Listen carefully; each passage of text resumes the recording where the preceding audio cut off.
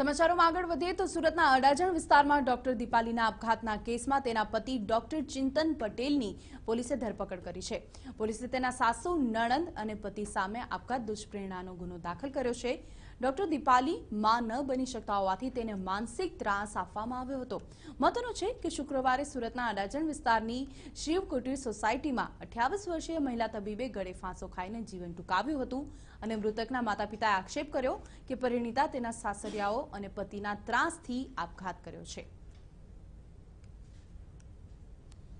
તો સુરતના અડાજણ વિસ્તારની ઘટના કે જ્યાં એક મહિલા તબીબે આપઘાત કર્યો, જો કે આ કેસમાં તેના પતિ અને તેના સાસરિયાની અટકાયત કરવામાં આવી છે અને જે રીતે મહિલા તબીબના પરિવારજનો આક્ષેપ કર્યો છે કે તે માં ન બની શકતી હોવાને કારણે તેના સાસરિયા દ્વારા તેને માનસિક ત્રાસ આપવામાં આવતો હતો અને ત્યારબાદ પરિણીતાના પતિ અને સાસરિયાની અટકાયત કરવામાં આવી।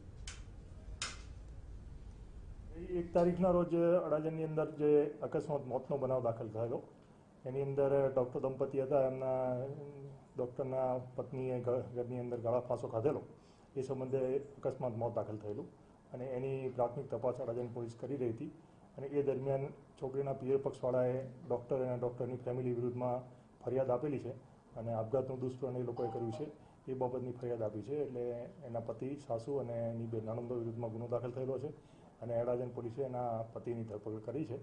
વધુ તપાસ અડાજણ પોલીસ